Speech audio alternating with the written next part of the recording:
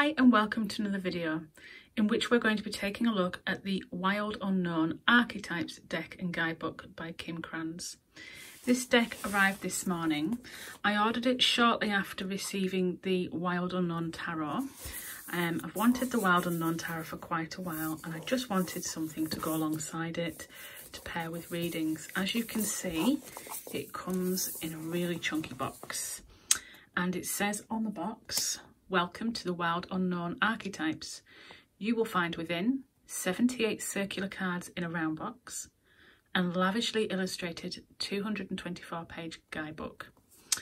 So this here is really quite heavy, and the box itself has a slip cover on it, which I'm just going to try and slip off. I would say easily, but it's quite tightly packed in. There we go, it has come off easily. As you can see, there's a box within a box, and it's got a magnetic opening clip, and inside the box it says accept all, reject none. And then we have the Archetypes guidebook, and then we have in here a box which indeed is circular with the cards in, which we'll have a look at in a minute. And then you can see here there's some imagery in the background, and they've all got ribbons in so that you can see it's easy to take the decks out of the box. So let's have a look at the guidebook. So as we already know, the guidebook is 224 pages long. I've had a little look through it already. It's black and white with also red text, and it begins with some lovely illustrations, and then it's got the title page and it has a dedication for Mazzy, who's held eternal in the sky. And then we have the contents, as you can see. And then we have an explanation of how the archetypes came about. And it's quite a lengthy story, explaining the ups and downs of Kim Kranz's life and what inspired them to create this beautiful deck. Okay, so you can see there.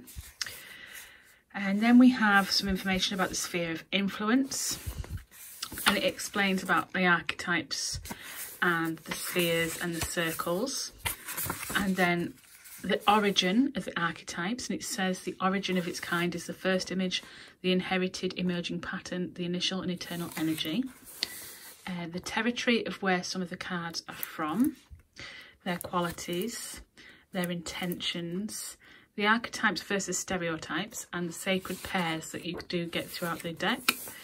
And then it explains the missing hero. So the images that perhaps Kim felt she was missing during making the deck. And then it gives you information about how to understand the deck, the selves, the places, the initiations, the tools. And then it gives you a guide on using the cards. It explains what you need to do before you begin, how to follow the image, how to summon the divine, the inner quest, and it gives you some spreads here, the Axis Mundi, the heroine's journey, how to rotate your cards, and some final thoughts before we get onto the cards. And you can see each card is given a black and white print of the card on the left hand side and an explanation of its meaning on the right. So these are quite interesting cards, and I'll just flick through that so you can see they're all the same, and it goes right to the very end. So it's a really informative guidebook, lots and lots of information about how the actual deck was created, how to use it, and so on and so forth. Really, really useful. We'll now have a look at the cards. So here's the box. You can see it says the Wild Unknown Archetypes, Kim Kranz. And you've got what looks like a crystal. It looks like my crystal actually, on the top. And then some imagery on the bottom. Now when we open this, you can see again, there's a ribbon. And you can, oh, I'm going to lose all my cards if I do that. You can pull the ribbon and the cards come out. How beautiful is the box?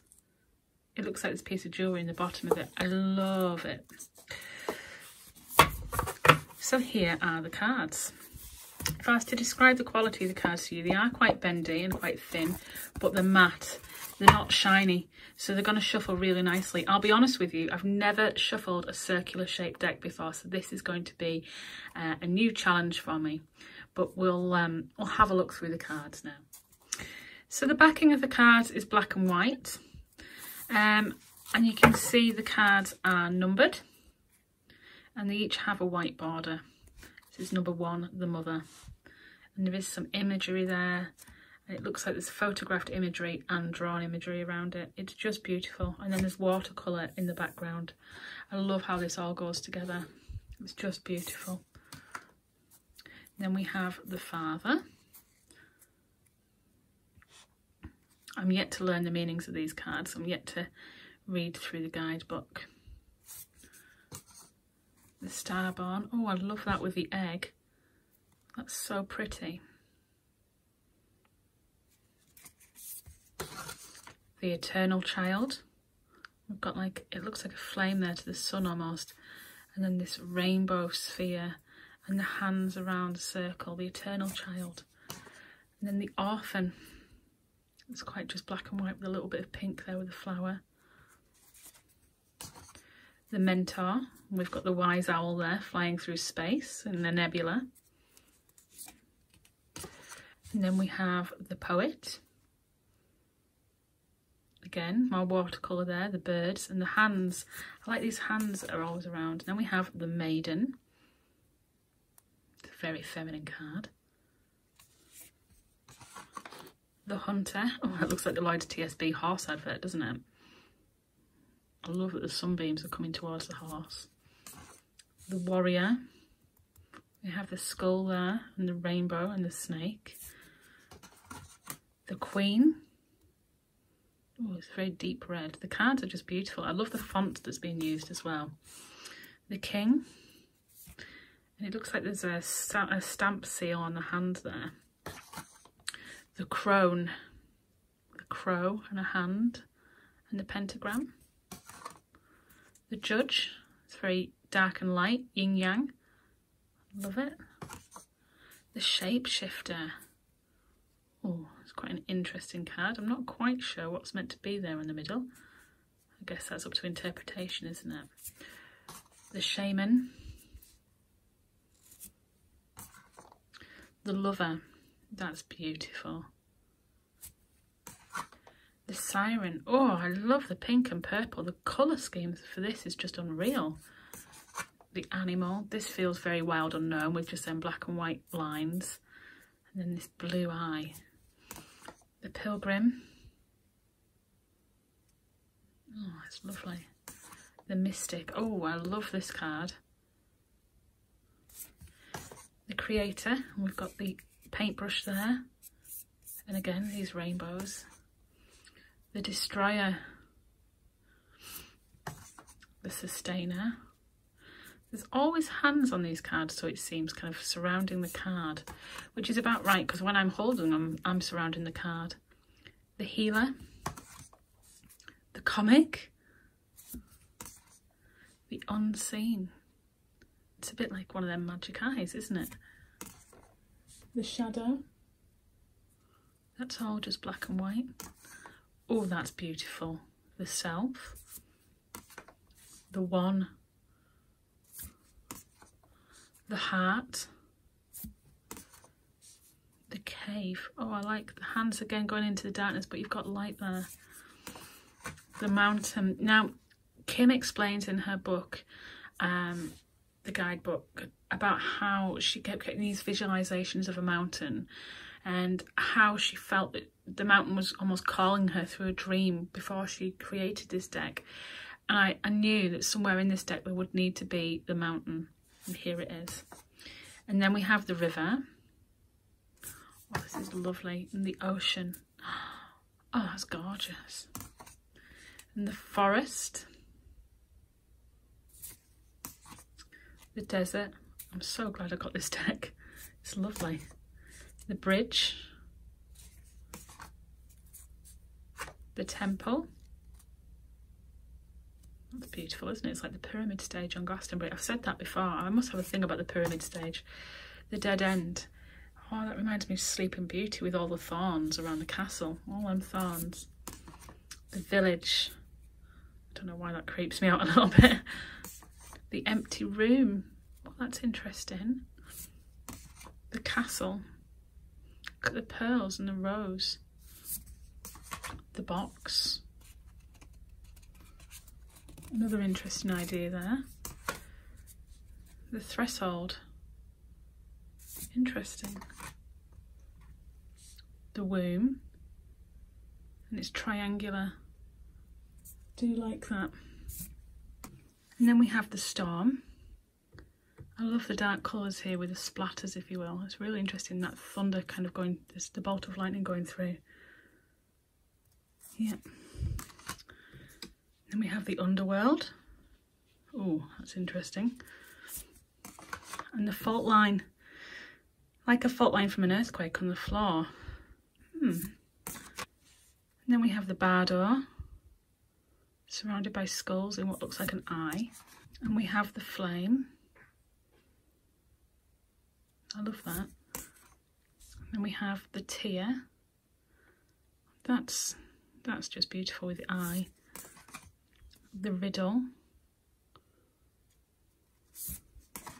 The vow. And there's the hands again, look. And then we have the vision with the two owls either side and the hands either side of the mountain. Oh, it's lovely. And here we go, another crystal again for the gem. We've got these thorns around the gem. The colours, I just love the colours in this deck. The ring. The nectar. And then we have a flower and a hand reaching out to the flower. And so again, this yin-yang, this balance. And then we have the medallion. Oh. And the hand reaching out for the medallion. The kiss. And it's like a crescent moon with two hands there. Then we have the mask. That's interesting. I love the colour versus the dark. And then we have the sword. And we have the sun and the moon. And the dark and the light, the colour even, opposite each other. Just like a yin-yang. With the sword going directly through the middle of it. And the bolt of lightning. I love the opposites attracting here. Now we have the venom. The offering and the handout again and the moon. And those colours are just beautiful. And then we have the prayers. Again, the hands and the colours. It's just so beautiful. And the seed. Now that's interesting because it's just one little thing in the middle with all the spirals going around it. And the stone. And the stone's in a circle, in a square, in a triangle. And it's all very grey and pebble coloured. But the actual pebble itself looks like there's an eye on it. And there's colour there. It's lovely. And then we've got the mirror. And it looks like a shard of mirror. Then we've got the vessel. And there's obviously a lady here sat in a dish of some sort. It's almost like a bath. In this moonlight but sunlight. Interesting. And the thread. Oh, I love the rainbow against the dark. Oh, I love these contrasting colours. And then we have, I'm wanting to say Eros. I'm not sure which way up this is. And then we have Agape. And we have Thanatos. I'm not sure if I'm saying that right. And then we have Apocalypsis. I'm not sure if I'm saying that right or not. It's beautiful though. And then we have, I want to say Gnosis. So many beautiful colours and contrasting rainbows to darks and lights. Katros. And it looks like some sort of eye in the middle of like a ceramic floor almost. It's not a ceramic floor, but you know those tiles, it looks like that. It's beautiful. And then we have Alethea. We've got two roses there, but again, yin-yanging the roses. And then finally we have the Anima Mundi with all the gemstones there and all the different colours. So a beautiful, beautiful deck, and I can't wait to get using it. This is the Wild Unknown Archetypes, and there's a great guidebook for it. If you have watched this and enjoyed the walkthrough and don't have this deck but are interested in buying it, let me know. If you've watched this and you already have it, let me know what you think of your cards. Let me know your thoughts on this deck, because it's a really new one for me, because not only is it, it's not tarot, it's obviously it's like an oracle deck. It's also circular, so I know there's a dark and a light side to these circles when you read the cards, a bit like a reverse and a upright position. But I've never read with circular cards before, so this is going to be a whole new experience for me. Let me know what you think. Let me know your thoughts on this deck. Okay, well, thanks for watching. I hope you've enjoyed this and found it informative. Take care.